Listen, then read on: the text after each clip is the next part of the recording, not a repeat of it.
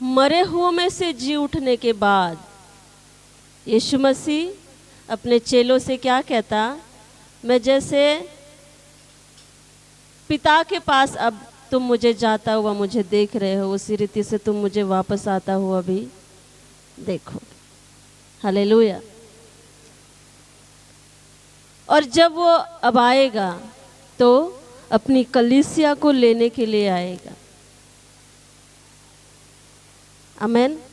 पहले वो आया अपने लोगों के लिए बलिदान होने के लिए, वो आया अपने लोगों के पापों की माफ़ी के लिए, वो अपना लहू बहाने के लिए आया। हालेलुया। अपने लोगों के छुटकारे के काम को पूरा करने के लिए वो इस पृथ्वी पर आया और वो मारा गया, गाड़ा गया, मरे हुओं में से तीसरे दिन जी उठा। 40 दिन तक जी उठने के बाद अपने लोगों को, अपने चेलों को वो दिखाई देता रहा। उन लोगों के साथ वो चलता फिरता, खाता पीता, बातें करता, उन्हें शांति देता, उनसे मुलाकात करता। 40 दिन के बाद वो हवा में बादलों पर ऐसे उठा लिया गया और जाते जाते वो अपने लोगों से क्या कहता, जिस तरह से तुम मुझे जाता हुआ देख रहे हो उसी तरह से मैं वापस आऊँगा। और जब मैं आऊँगा अपनी कलीसिया को, अपने लोगों को, अपनी प्रजा को, अपनी दुल्हन को मैं लेकर जाऊँगा। हालेलुया। यहाँ लिखा, देखो वह बादलों के साथ आने वाला है और हर एक आँख उसे देखेगी।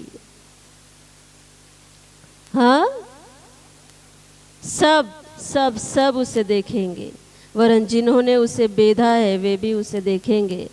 जिन्होंने उसका विरोध किया, उसका अपमान किया, है ना, वे सब उसको देखेंगे। हालेलुया। अब जब मसीह आने वाला है, तो जब अपने लोगों को वो लेकर जाने के लिए आने वाला है, तो हमें ज़रूरत है कि हम तैयार पाए जाए। वहाँ पर जब हम जाएंगे, वहाँ हर समय पिता की आराधना करनी है। कितना टाइम? वहाँ मृत्यु नहीं है, वहाँ कोई दुख भी नहीं है, वहाँ कोई आंसू भी नहीं है, कोई कराहना भी नहीं है, कोई तकलीफें वहाँ नहीं है। हालेलुया। हर समय पिता की आराधना करना, हर समय पिता के उसके नाम को पवित्र कहना, यही सब है वहाँ। हालेलुया। या हम आधे घंटे में आराधना में थक जाते हैं, है ना। तो मसीह जब बादलों पर अपने लोगों को लेने के लिए आने वाला है, तो उसके लोग तैयार पाए जाए। तो कैसे तैयार पाए जाओगे?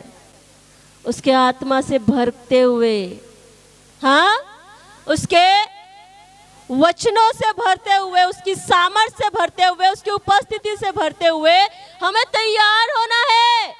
हालेलुया। एक परमेश्वर है जो मेरे लिए आया, मेरे लिए बलिदान हुआ, मेरे लिए वो जी भी उठा और वो वापस मुझे लेने के लिए आने वाला है और मुझे उसके साथ जाना है। हालेलुया। हालेलुया। इसलिए इस खुशखबरी के साथ अपने आप को दृढ़ करो। वचन में लिखा, हियाव बांधो, एक दूसरे को शांति दो कि तुम्हारा मसीह वापस आने वाला है। हालेलुया।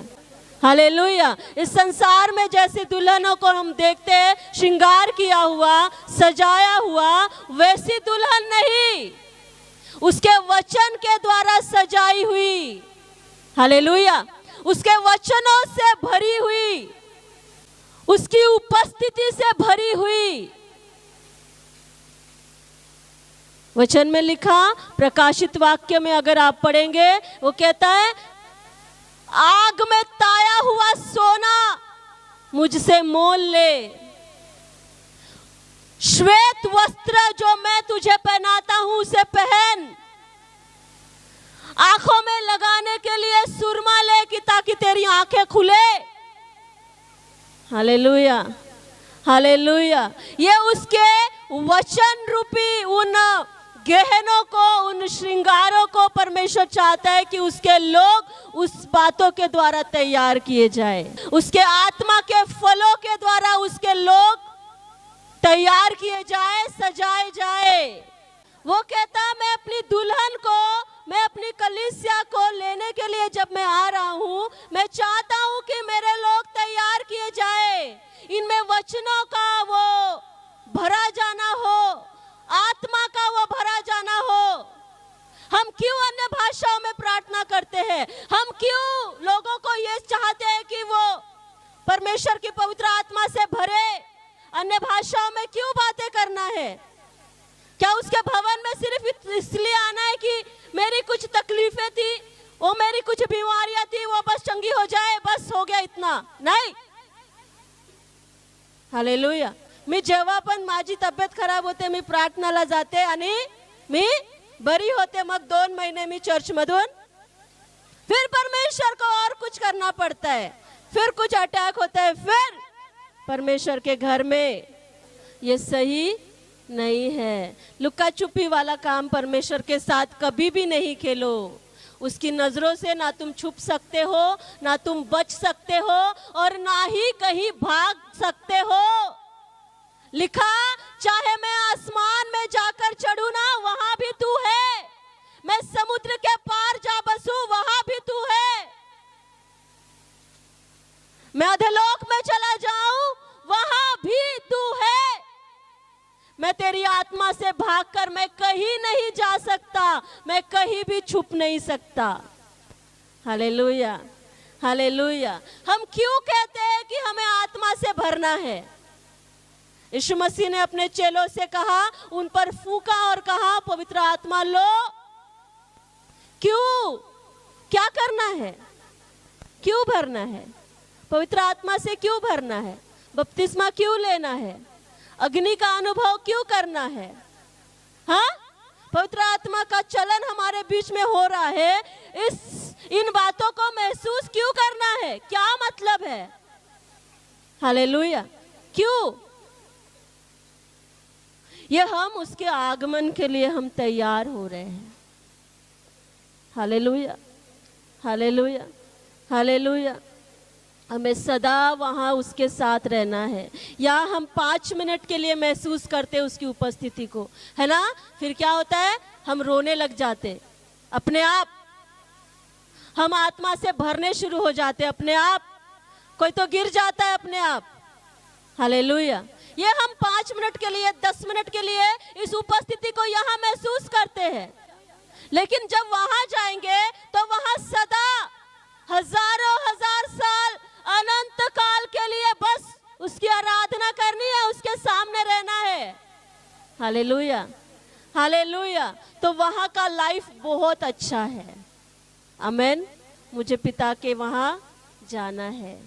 आमेन, आमेन। लिखा, देखो, घबराने वालों से कहो, क्या कहो? हियाव बांधो और मत डरो, तुम्हारा परमेश्वर तुम्हारे लिए आने वाला है। हालेलुया। वो किस लिए आ रहा है? बदला लेने और प्रतिफल देने। प्रतिफल जो उसके लोग हैं, उसके लोग हैं, जो उसके सच्चे लोग हैं, उसके सच्चे भक्त हैं, उनके लिए परमेश्वर के पास एक प्रतिफल है। और कैसा प्रतिफल है? वो अनंत काल के जीवन का वो प्रतिफल है। इस वचन को आगे अगर हम पढ़ेंगे, वचन लिखा, वहां एक सड़क 8 अर्थात राजमार्ग होगा, उसका नाम पवित्र मार्ग होगा, और कोई अशुद्ध जन उसमें चल नहीं पाएगा। हम यहाँ परमेश्वर के घर में आते हैं, सबसे पहले तो हम अपने गुनाहों की माफी को मांगते हैं, उसके बाद हम उसकी आराधना को करने के लिए आते हैं। आमेन।